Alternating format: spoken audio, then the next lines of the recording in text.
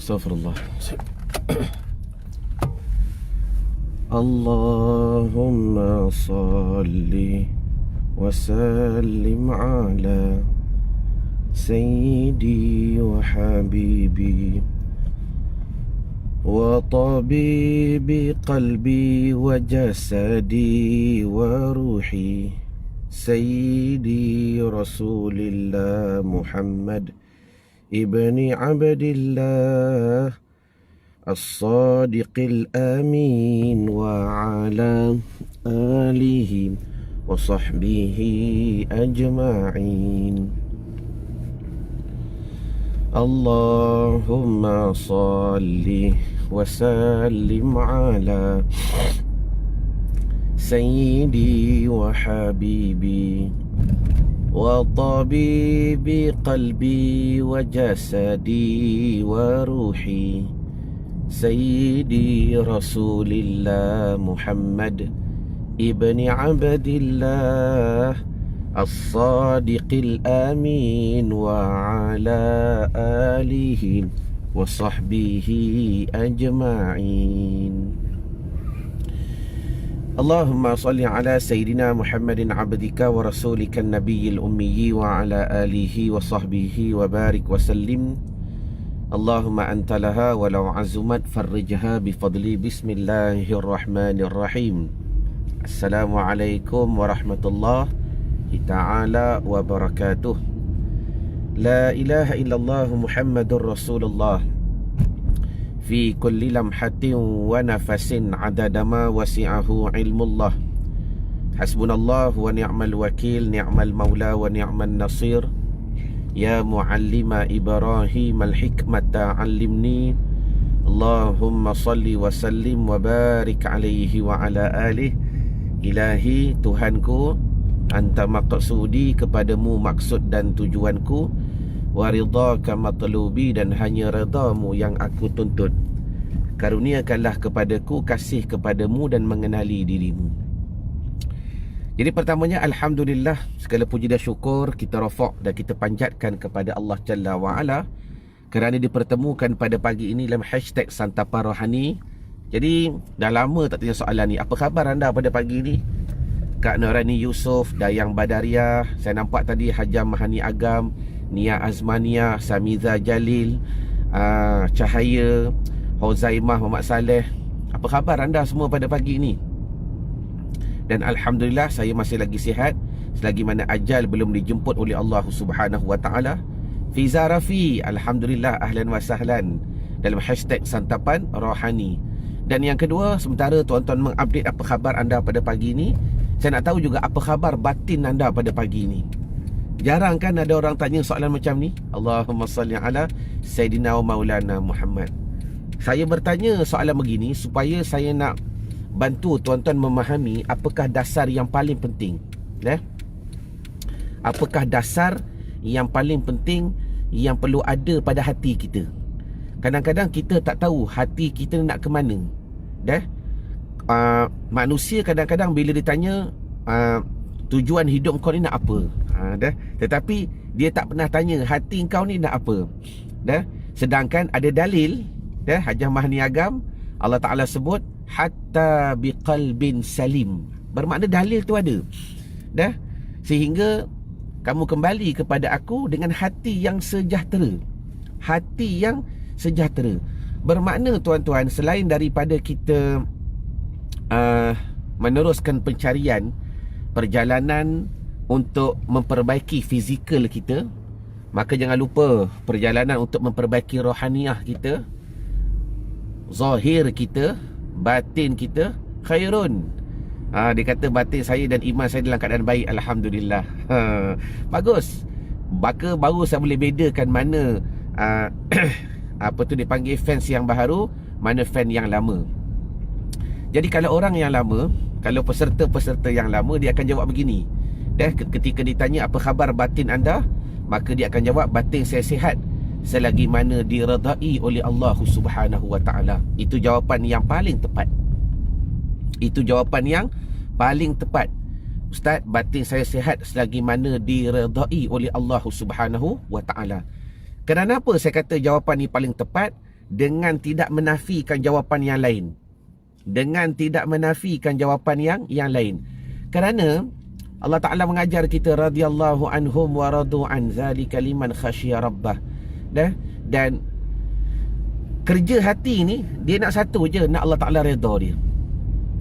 Dia nak Allah Ta'ala redha dia. Jadi kalau boleh kepada Khairun jawab begini, alhamdulillah ustaz, batin saya sihat selagi mana diredai oleh Allah Subhanahu wa Ta'ala. Barulah apa yang kita fokuskan membawaki kepada perjalanan. Sebab hidup kita ni mudah saja. Apa yang kita fokus, itu yang kita buat. Betul ke betul? Apa yang kita fokus, itu yang kita buat. Jadi kalau hati kita sentiasa fokus nak mencari redha daripada Allah Subhanahu wa Ta'ala, maka insya-Allah, maka redha lah yang kita terus akan cari. Dan mudah-mudahan redha juga yang kita akan dapat. Jelas? Terima kasih Kak Nurani Yusof. Baik. Jadi yang ketiga, jangan lupa like dan share dan tag nama orang yang anda sayang. Dakwah jangan ditinggalkan. Apa jua keadaan, apa jua situasi, ingat kata Nabi SAW, sebaik-baik di kalangan kamu ialah orang yang paling banyak memberi manfaat. Yang paling banyak memberi manfaat. Maknanya kadang-kadang kita nak mengajar ni tak pandai, kita nak mendidik ni tak reti, kita nak menyuruh, nak memaksa jauh sekali. Namun mudah-mudahan, terima kasih Hajar Roslina Umat Jani, mudah-mudahan bila mana kita like, share dan tag nama orang yang anda sayang. Dan ingat, bermula dengan keluarga. Ini antara satu kesilapan lah pada saya lah. Satu kesilapan bila mana kita tag nama orang yang kita sayang, kita tag sahabat-sahabat, kawan-kawan kita. Sedangkan Allah Ta'ala sebut qu anfusakum wa ahlikum narah. Dah jelas, jaga diri kamu dan ahli keluarga kamu daripada api neraka. Bermakna ikhtiar itu, dakwah itu bermula dengan keluarga. Kalau boleh biasakan, bagi kita yang dah berumur ni, mulakanlah dengan nama anak-anak. Tulis nama anak-anak, supaya dakwah itu berjalan berlandaskan apa yang diajar oleh Rasulullah SAW. Ya, tak dapat tidak, Nabi berdakwah bermula dengan keluarga. Jelas ke jelas? Baik. Jadi tuan-tuan muslimin muslimat dirahmati Allah Ta'ala sekalian, yang masih lagi bersama dengan saya lah hashtag Santapan Rohani pada pagi ini. InsyaAllah pada pagi ni tuan-tuan saya nak sembang satu tajuk berkenaan. Tajuk ni best sebab sejak kebelakangan ni saya sering ditanya permasalahan ini. Jadi saya terfikir pagi ni saya nak sembang masalah ni tuan-tuan, agar tuan-tuan semakin jelas. Agar tuan-tuan semakin jelas. Tajuk santapan rohani kita pada pagi ni simple sahaja. Nampak macam tawakal, tetapi sebenarnya jabariyah. Apa tajuk dia? Dia macam over dia punya. Okey sikit. Tajuknya apa? Tulis tuan-tuan. Nampak macam tawakal, tetapi sebenarnya jabariyah. Saya ulang kali ketiga. Dia punya kalam dia punya cara perbahasan dia punya huraian dia macam tawakal. Apa makna tawakal ni? Ialah tawakal, seolah-olah yang kita fahamlah dari sudut martabat kita, tawakal ni berserah kepada Allah. Serah. Baik. Tapi sabar dulu. Nanti saya akan hurai maqam tawakal, supaya tuan-tuan kena tahu tuan-tuan berada di level yang mana. Jangan nak sembang masalah tawakal kalau kita tak memahami level-level tawakal itu. Satu. Yang kedua, jangan kita nak bertawakal dalam keadaan tak sempurna lagi syariat. Itu poin yang kedua. Dan poin yang ketiga yang akan saya kembangkan nanti. Tawakal ni pun ada usahanya, ada kaedahnya. Jangan sampai kita seolah-olah menjadi seperti jabariyah. Ikut dia lah, dia nak buat apa. Ikut Tuhan lah, Tuhan nak buat apa. Aku serah ke dia semata-mata. Habis tu Kak Yam, apa ikhtiar? Tak ada apa ikhtiar dah. Tak payah nak buat apa-apa dah. Ikut dia. Nampak macam tawakal kan? Tapi kadang-kadang dia tak sedar, dia terpenjara atau dia terjerat dalam akidah jabariyah. Tuan-tuan, bila sebut jabariyah, qadariyah, mu'tazilah, ahli sunnah ni, Alhamdulillah, pengalaman saya berbelah tahun buat program mengajar surah masjid tuan-tuan. Realiti yang berlaku, banyak orang tak boleh beda. Realiti yang berlaku, banyak orang tak boleh beda. Terima kasih kepada yang join, yang bersedekah star untuk anak-anak pondok kami. Saya ulang balik. Pengalaman saya tuan-tuan, berbelah tahun mengajar surah masjid, buat program, buat event, buat seminar dan sebagainya dengan izin daripada Allah. Ramai orang tak boleh beda apa itu Jabariyah, apa itu Qadariyah, apa itu Mu'tazilah, apa itu Ahli Sunnah. Betul ke betul? Ke ada yang nak mengaku? Kepada peserta-peserta lama, kepada fan lama, dah bagi peluang kepada sahabat-sahabat baru buat pengakuan sikit. Tuan-tuan, kenapa tuan-tuan kena buat declaration pengakuan? Supaya ada sahabat lain yang akan berdoa kepada tuan-tuan. Ini penting. Circle kami ini tak ada circle yang ada penghinaan lah. Circle kami ini bila tengok ada kekurangan, tuan-tuan, bila tuan-tuan menzahirkan kekurangan, sebenarnya Allah Ta'ala nak uji saya. Saya ulang balik. Bila kita nampak seorang tu susah, sebenarnya Tuhan bukan nak uji dia. Bukan Tuhan nak uji dia. Sebenarnya Tuhan nak uji aku. Kenapa orang lain tak nampak dia susah, aku nampak dia susah? Sebab, terima kasih Asnah, Waalaikumsalam. Bila mana kita nampak Allah kesiannya dia susah, kita sangka dia sedang diuji. Itu kaedah biasa. Kalau kaedah luar biasa, bila kita diperlihatkan dengan orang susah, walhal Tuhan nak uji aku. Tuhan nak uji aku, apa yang aku boleh buat kat dia? Apa yang aku boleh bantu dia? Apa yang aku boleh tolong dia? Jelas ke jelas ni? Sebab kalau Allah Ta'ala nak pilih orang lain untuk tengok dia, boleh aja. Waalaikumsalam Kak Long Zainun. Kalau orang lain, kalau Allah Ta'ala nak pilihkan orang lain untuk memandang dia, untuk bantu dia, boleh saja. Tapi dalam ramai-ramai tu, kenapa kita je yang nampak dia? Allah kesiannya. Ingat kaedah, bila kita nampak orang susah, Allah Ta'ala bukan sedang menguji dia, bahkan Allah Ta'ala sedang menguji aku. Apa yang aku boleh buat, apa yang aku boleh bantu dia. Sama juga tuan-tuan. Bila tuan-tuan tulis, tadi saya baca, ada yang kata tak faham, ada yang kata masih lagi tak boleh beda. Maknanya ujian tu pada saya. Ujian tu pada saya, bukan pada tuan-tuan. Tuan-tuan sedang mengalami satu situasi, maka Allah Ta'ala uji saya, Wan, apa yang aku boleh bantu dia? Apa yang aku boleh bantu mereka? Kalian jelas tak? Jelas tak dengan ayat ni? Hajar Mani Agam, terima kasih terus share. Tapi waktu sama fokus belajar. Terima kasih. Saya tanya balik, adakah kalian jelas dengan apa yang saya sampaikan tadi? Sebab tu saya suka bila saya tanya, tuan-tuan update. Sebab ujian tu bukan bagi tuan-tuan, ujian tu bagi saya. Bila saya baca masih ada lagi tak boleh beda, apa itu Jabariyah, apa itu Qadariyah, apa itu Mu'tazilah, apa itu akidah Ahli Sunnah wal Jamaah. Bila tuan-tuan tulis, Ustaz saya tak faham, Ustaz saya tak tahu, Ustaz saya tak boleh beda. Tuan-tuan, ujian tu bukan berlaku pada tuan-tuan. Sebenarnya ujian tu sedang berlaku kat atas diri saya, ya Allah. Maknanya apa yang saya buat selama ni tak cukup kuat lagi. Dakwah yang saya buat selama ni tuan-tuan tak cukup powerful lagi. Lagi mana ada di keliling saya, ada dalam circle saya orang yang tak faham, bermakna saya kena kerja keras. Kerja keras nak bagi faham tuan-tuan. Okey. Setakat ni jelas tak? Kalau jelas, saya nak pergi pada next point. Supaya saya hari ni saya nak bantu tuan-tuan untuk memahami macam mana tawakal yang sebenar. Jangan tersangkut kepada Jabariyah. Itu je fokus santapan rohani pada pagi ni. Tuan-tuan kena faham macam mana tawakal yang sebenar. Jangan kita tersadai pada akidah Jabariyah.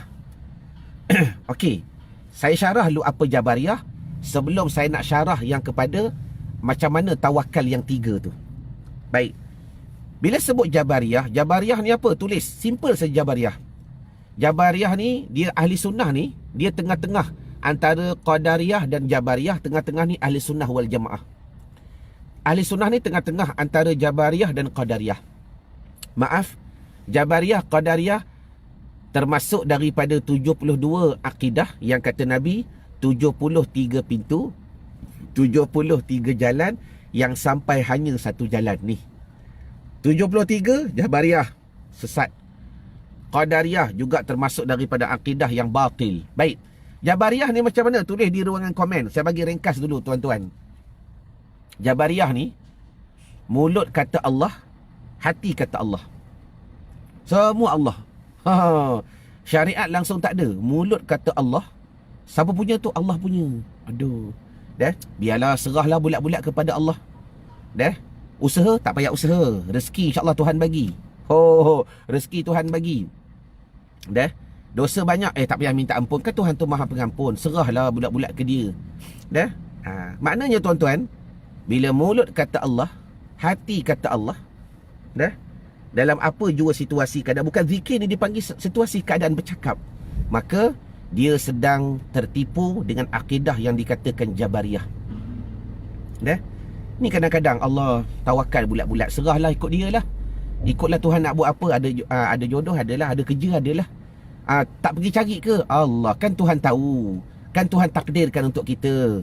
Tak pergi buka Facebook ke, Google ke. Tak pergi try lah buat appointment ke apa, hantar resume. Tak payah. Allah belaka, Allah Ta'ala atur alam ni. Takkan Tuhan tak tahu? Lidah kata aku, hati kata lidah kata Allah, hati kata Allah. Tuan-tuan, ini akidah Jabariyah. Jaga. Jabariyah ni seolah-olah dia serah bulat-bulat kepada Allah, tapi akidahnya batil. Sebab apa? Nabi mengajar kepada kita, Allah mengajar kepada kita. Kita ada syariat, kita ada usaha. Sebab tu, nak tak saya kongsi dengan satu ilmu yang penting, yang powerful pada pagi ni? Nak ke nak? Kalau nak, saya bagi. Kalau tak nak, tak apalah. Nanti kita sembang lah dalam program nanti. Allahumma salli wa sallim wa barik alaihi wa ala alih. Benda nampak simple, tapi kalau tuan-tuan dapat faham dengan cara yang betul, tuan-tuan akan lebih tahqiq, dan tuan-tuan akan lebih berhati-hati. Bahkan tuan-tuan akan lebih memahaminya dengan kefahaman yang sebenar. Baru 3 orang nak, Allah, Roslina Mak Jani. Baru 4 orang nak, tak cukup. Kita ada 87 mata pada pagi ni. Dah tak termasuk lagi yang tak klik. Bila dia tak klik, mata tak nampak, tapi dia tengok live. Paling tidak pun 100 lebih mata pada pagi ni. Takkan baru 5 orang nak. Okey, terima kasih. Yang join star Muhammad Hafizi, syukran jazilah khairan jazak. Okey, kalau tuan-tuan nak satu ilmu yang powerful, ilmu ni jangan fikir dulu. Jangan fikir. Bahkan cuba muhasabah ia dengan ilmu. Jangan fikir dengan akal. Kalau tuan-tuan tak muhasabah dengan ilmu, tak selesai. Tuan-tuan, saya nak tanya tuan-tuan lah. Kita minta tolong dengan orang. Soalan ni nampak macam biasa, tetapi saya cuba nak fahamkan dengan seka-seka saya yang pernah belajar dengan saya. Bahkan saya doa semua tuan-tuan dapat belajar nanti. Amin ya Rabbal Alamin. Nak tanya soalan simple saja tuan-tuan. Bila kita minta tolong dengan manusia, dan kita rasa kita minta tolong dengan manusia, minta tolong dengan manusia, sebab cerita tawakal ni seolah-olah diserah bulat-bulat kepada Allah. Aku tak perlu makhluk. Aku tak perlu makhluk. Dia kata aku tak perlu manusia. Aku tak perlu makhluk. Tuan-tuan, ada tak trik, ada tak cara kita minta tolong kepada makhluk? Kita berharap kepada makhluk, tetapi sebenarnya perbuatan kita itu betul-betul bertawakal kepada Allah. Cuba jawab di ruang komen dulu. Kita minta tolong kepada makhluk, kita usaha berkomunikasi dengan makhluk, bersembang dengan makhluk, tanya makhluk, seolah-olah. Dan tetapi pada waktu yang sama, Allahumma salli wa sallim wa barik alaihi wa ala alih. Tetapi pada waktu yang sama tuan-tuan, sebenarnya kita bertawakal kepada Allah. Adakah tuan-tuan faham soalan saya? Saya nak tuan-tuan jelas dulu, sebab saya nak bagi faham ilmu ni dalam waktu yang begitu pendek agak susah. Sebab biasa saya explain begitu panjang selama 2 hari tuan-tuan dalam program. Tetapi tak apalah, saya rasa nak beri value yang lebih pada pagi ni kepada tuan-tuan. Dengar soalan saya. Kita minta tolong dengan makhluk gila-gila ni, minta tolong dengan makhluk gila-gila dalam keadaan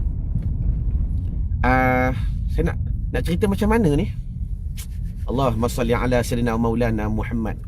Dalam keadaan seolah-olah orang tengok kita, engkau ni tak bertawakal kepada Allah ke? Begitu. Supaya saya nak membedakan tuan-tuan, apa dia akidah Jabariyah, apa dia akidah Qadariyah, apa dia akidah Ahli Sunnah wal Jamaah. Adakah kalian jelas soalan saya? ke dah pening? Ke kalau tuan-tuan nak saya beri dengan bahasa lebih mudah lagi. Tu tok guru saya ada tu. Dah. Tok guru saya ada pada pagi ni, tiba-tiba dia masuk live. Habib, Muhammad Sahab, Tuan Said, apa khabar? Okey, maksudnya begini. Saya guna bahasa mudah lah, Nia Azmaniah. Saya guna bahasa mudah. Dengar dah. Tuan-tuan, adakah salah kita minta tolong dengan makhluk? Minta tolong dengan betul-betul minta tolong. Minta tolong dengan betul-betul minta tolong, dan kita rasa dia boleh tolong kita. Soalan ni ada tricky sikit, Dia ada trik dekat belakang tu. Saya nak buktikan benda ini termasuk juga daripada tawakal. Ada triknya kalau tuan-tuan pandai. Sebab tu jangan sembang, aku tak perlu sesiapa, aku perlu Allah saja. Aduh. Nak sembang macam tasawuf, tapi tersawuk tuan-tuan. Okey, Nia Azmaniah kata tak salah.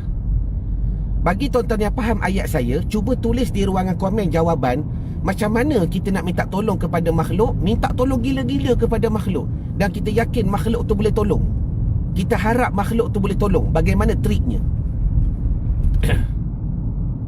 Bagaimana triknya? Supaya di sini tuan-tuan faham rahsia yang dikatakan tawakal yang sebenar. Dah? Jangan tertipu, jangan terpedaya dengan satu situasi seolah-olah kita macam bertasawuf, seolah-olah macam kita bertawakal, tetapi hakikatnya tidak. Siti Aisyah kata pertolongan tu dari Allah jua, tak tepat lagi. Walaupun jawapan tu betul Aisyah, tetapi saya nak yang jawapan itu yang betul-betul relate dengan soalan yang saya tanya. Soalan saya simple. Kita minta tolong dengan makhluk, dan kita harap dan kita percaya makhluk tu boleh bantu kita.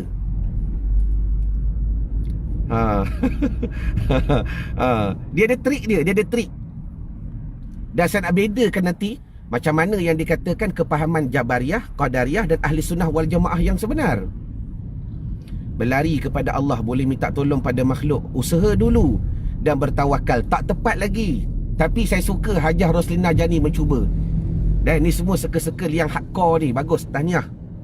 Saya nak jawapan yang lebih tepat supaya saya membawa kepada tuan-tuan hari ni satu ilmu yang tuan-tuan boleh belajar berfikir.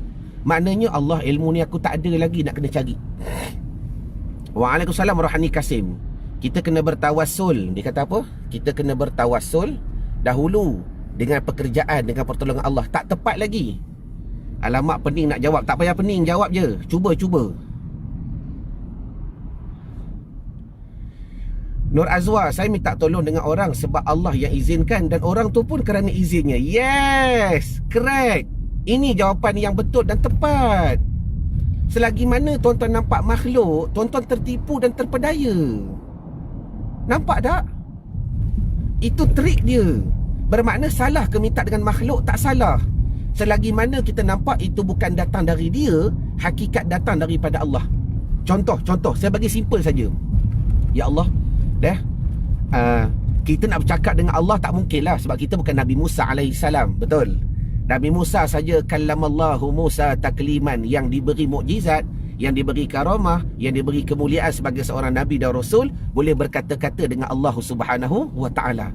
Namun macam mana kita nak bersembang dengan Allah? Dengar ni, macam mana aku nak bersembang dengan Allah? Ya Allah, aku nak jumpa Tok Guru tu lah, aku nak minta nasihat. Dia nak pergi jumpa Tok Guru, nak minta nasihat. Lepas tu dia akan rasa hakikat nasihat tu bukan daripada guru. Hakikat nasihat tu datang daripada Allah. Ya Allah, aku nak dengar nasihat engkau ya Allah hari ni. Ikutlah, engkau nak tegur aku ke, engkau nak marah aku ke, engkau nak kata apa ke aku ke. Ya Allah, hari ni aku nak buka hati aku nak terima apa jua teguran daripada engkau ya Allah. Tuan-tuan, macam mana tuan-tuan nak memahami situasi ni? Nak tunggu Allah Ta'ala bagi wahyu.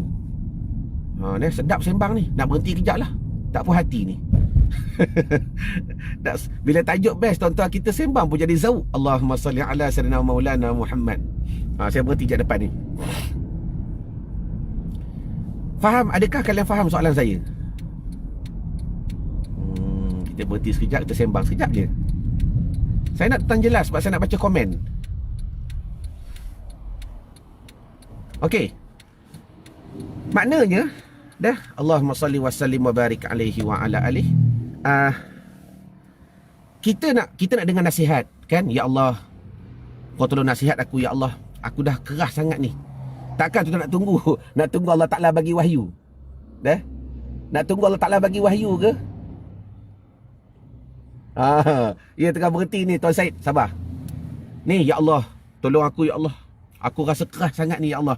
Aku perlukan pertolonganmu, aku perlukan nasihatmu.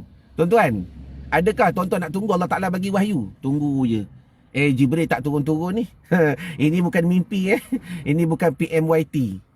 Yang maknanya, cara tuan-tuan nak mendapat teguran daripada Allah, pergi cari orang lain. Terima nasihat. Ustaz, tolong nasihat saya. Dalam waktu yang sama, nasihat datang daripada guru secara syar'inya. Tapi hakikat, sebagaimana kata Imam Syafi'i rahimallahu ta'ala, jangan kamu tengok siapa yang menegur, bahkan kamu nilai apa yang ditegur. Jangan kamu tengok siapa yang menegur, tetapi kamu nilai apa yang ditegur. Maknanya gambaran dapat kita fahami daripada situasi ini, hakikat teguran itu daripada Allah. Betul ke betul? Siapa setuju? Tak setuju pun tak apa, kita bersembang. Dah? Saya bukan mengajar hukum. Siapa setuju dengan kalam saya? Maknanya nasihat syariat daripada guru, hakikat daripada Allah. Sebab apa? Guru tu tak ada kuasa. Guru tu tak ada kehebatan. Guru tu tak ada kekuatan. Kan? Dia makhluk, dia manusia. Tetapi yang boleh bercakap tu Allah. Maknanya saya nak buktikan pada pagi ini dalam santapan rohani, adakah bila kita gila-gila minta tolong dengan makhluk tidak termasuk daripada tawakal? Terima kasih Ina Azlina. Terima kasih Cik Hakimi, lama tak jumpa. Simple kan? Adakah kita gila-gila minta tolong? Kau ni aku tengok macam tak ada tawakal. Usaha gila-gila, minta tolong orang tu, minta tolong orang ni. Minta tolong dengan Allah sudahlah. Aduh, sembang. Macam tasawuf, tapi tersawuf tuan-tuan. Sembang macam tasawuf, tapi tersawuf. Allahu Akbar. Dah, kita ni tuan-tuan, jangan lupa. Dah, sifat Allah Ta'ala sahaja, qiyamuhu ta'ala binafsih, tidak memerlukan makhluk yang lain. Sifat Allah Ta'ala sahaja yang tidak memerlukan perkara lain. Kita, dah, lawan bagi Allah, kita memerlukan benda lain, memerlukan makhluk. Maknanya, jangan nak sembang kata, bila minta tolong dengan makhluk tak ada tawakal. Salah. Kalau betul-betul dia yakin makhluk tu boleh tolong, itu baru salah. Jelas ke jelas? Kalau dia betul-betul yakin makhluk tu boleh tolong, itu baru salah. Tetapi kalau dia minta tolong dengan makhluk dan dia yakin tak, makhluk tak boleh tolong, tapi kalau dia boleh tolong pun Allah, ni baru betul. Adakah guru tu kena pilih juga? Ya, Wan Zulkifli. Dah? Dalam hidup kita pada hari ni, cabaran kita kadang-kadang, sebab apa guru tu kita kena pilih? Sebab ada hadis Nabi. Nabi bersabda, asyaddun nasi ya'ti 'alan nasi zamanun, akan datang pada satu zaman, kata Nabi SAW, kathirul khutaba wa qalilul ulama. Nabi bersabda dengan hadis yang begitu jelas, akan datang pada satu masa, banyaklah orang yang pandai berkhutbah dan terlalu sedikit ulama. Bermakna orang yang pandai berkhutbah ni tetap dipanggil guru, tetapi dipanggil khutbah, berkhitab, sembang semata-mata, bersyarah semata-mata, tetapi tidak boleh menghidupkan hati-hati manusia. Yang kita nak cari guru yang mursyid, dah, yang betul-betul boleh menghidupkan hati manusia. Cuma kepada Zulkifli yang bertanya tadi, situasi ni memang ada cabaran. Kalau kita kadang-kadang terlampau memilih, seolah-olah kita pula lebih bijak daripada guru. Itu pula ujian dia. Kalau kita terlalu memilih, seolah-olah kau ni macam lagi pandai daripada ustaz. Ustaz tu betul, ni tak betul. Tu pula ada cabaran dia pula. Sebab tu memerlukan akhlak dan tasawuf. Ahlan wa sahlan Muhammad Ramdhani. Sebab tu memerlukan akhlak dan tasawuf. Jelas? Okey, jadi kembali kepada bicara tadi. Maknanya tuan-tuan, apa saya nak sampaikan ialah, dalam santapan rohani pada pagi ini, ingat, dengar dengan baik. Minta tolong dengan makhluk tidak jatuh kepada syirik, dan tidak melemahkan ataupun tidak mengurangkan sifat tawakal, dengan syarat Dengan syarat kita memandang apa yang zahir daripada makhluk itu bukan datang daripada makhluk, bahkan datang daripada Allah. Habis. Aku minta nasihat dia, kita dengar nasihat. Ya Allah, apa kau nak tegur aku ni? Padahal ustaz tu bercakap bombang. Ustaz tu yang bercakap. Tapi kita rasa, ya Allah terima kasih, ya Allah kau tegur aku. Ya Allah terima kasih, ya Allah kau tegur aku. Samalah macam kita dengar orang beletih. Dah kita dengar orang beletih pok pak. Dah, ya Allah apa yang kau nak tegur aku lagi ni, ya Allah. Padahal zahir telinga dengar dari dia, isteri kita. Hakikatnya, ya Allah, dah apa lagi kau nak tegur aku ni, ya Allah, ada je ni. Masalah. Maknanya tuan-tuan, di sini saya nak gambarkan ialah jangan kita semata-mata berkata minta tolong dengan makhluk seolah-olah merosakkan proses tawakal. Sebab tu tulis tawakal ada 3. Tawakal ada 3. Ni last ilmu saya nak bagi pada tuan-tuan pada pagi ini. Pertama, tawakal sebelum kita buat, kita tawakal dulu. Dah? Yang kedua, tawakal semasa. Semasa kita buat, waktu tu kita tawakal. Dan yang ketiga, tawakal selepas. Macam mana tawakal selepas? Yang sering dilakukan oleh orang awam. Dia buat, dia gali. Dah, bak kata lagu Saleh Yaakob.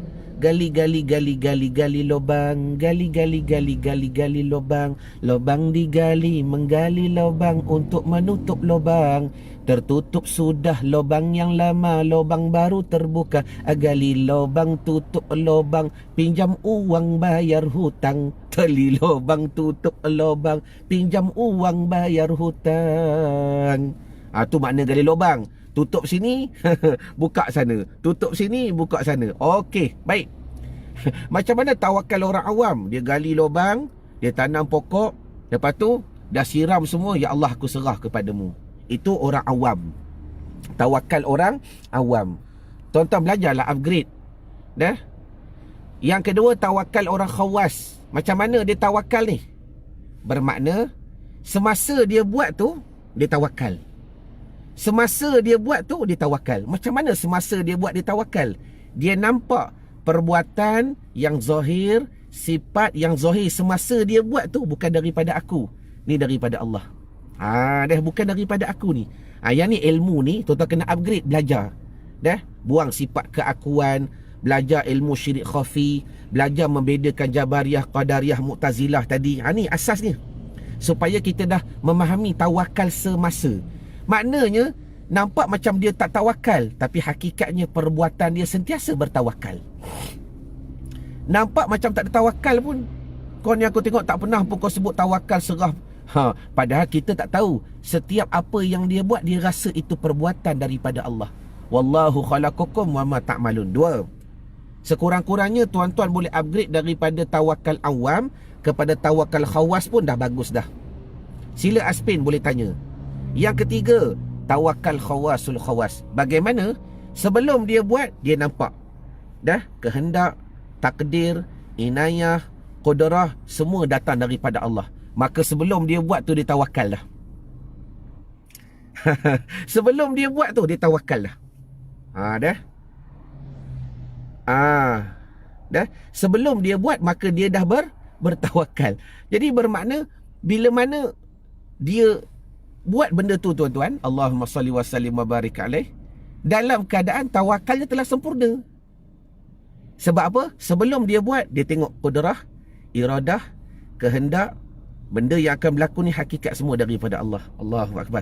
Dia sekadar selalu pelakon yang melakonkan kehendak yang telah takdirkan oleh Tuan Pengarah.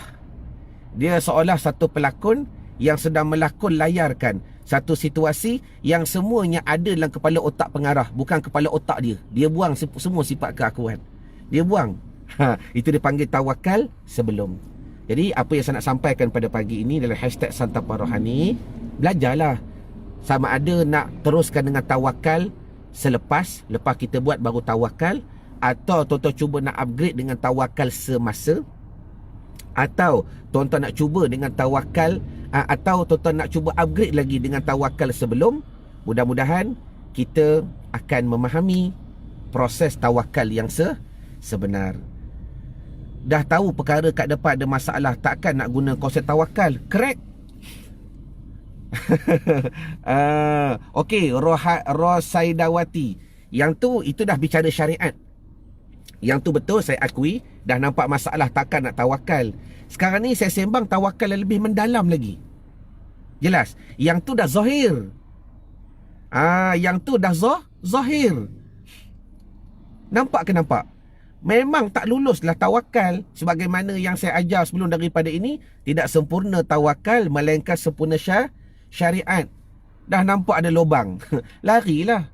Jangan semata-mata kita nak pergi terjun dalam tu. Allahumma salli wa sallim wa barik alaihi wa ala alihi. Jadi mudah-mudahan apa yang saya kongsikan pada pagi ini dalam hashtag Santapan Rohani, kita sama-sama dapat mengambil iktibar, dapat mengambil kepahaman, dapat belajar sesuatu. Vaksin dos 3 dikira tawakal mana satu? Ustaz, bagus soalan Khairul. Saya suka soalan dia.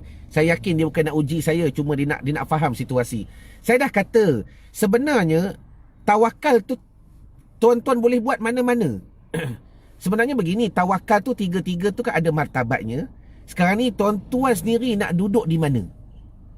Nak duduk di mana? Saya boleh buktikan. Untuk vaksin ni, kita boleh duduk dekat tiga-tiga tawakal. Boleh duduk. Contoh, orang awam, dia kata kita ni kena usaha dulu. Kalau tak usaha tak boleh. Serah bulat-bulat mana boleh. Dah? Sedangkan Allah, Nabi mengajar kita syariat. Maka dia ambil dos. Habis dos, ya Allah, aku tawakal kepada engkau. Okey, itu satu. Yang kedua, tengok. Orang ambil dos yang ketiga ke keempat ke, ya Allah, kalau ini kehendakmu, kalau ini peraturanmu, kalau ini kebaikan yang kau ingin sampaikan kepada kami, ya Allah, aku redha, ya Allah. Dah? Maka ketika dia ambil vaksin, waktu dia ambil vaksin tu, dia nampak apa yang berlaku tu semua kehendak daripada Allah. Sebab apa? Allah Ta'ala mentadbir alam ni tak bergantung dengan makhluk, tak bergantung dengan asbab, tak bergantung dengan kerana. Bermakna dia sedang berada pada tawakal yang kedua. Atau orang berada pada tawakal yang ketiga. Dah? Dia melihat perkara yang sebelum berlaku itu, hakikat semua datang daripada kehendak Allah. Dah? Dan bila mana dia merasa sebelum berlaku ni, ya Allah, kalau ini takdirmu, kalau ini iradahmu, kalau ini kehendakmu, maka aku sempurnakan syariat.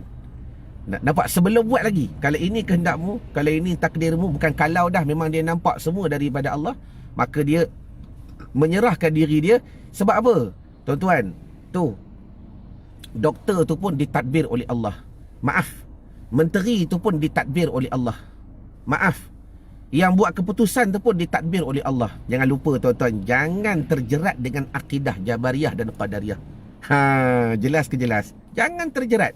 Supaya kita memahami kaedah tawakal yang sebenar, syariat yang sebenar. Okey, jadi saya rasa madai dahulu pertemuan kita pada pagi ini. Mana yang baik itu datang daripada Allah, yang tak baik itu pasti datang daripada saya sendiri, tuan-tuan. InsyaAllah ma'assalamah wa liqa' sehingga kita bertemu lagi pada siri-siri yang akan datang. Assalamualaikum warahmatullahi wabarakatuh. Wallahu a'lam.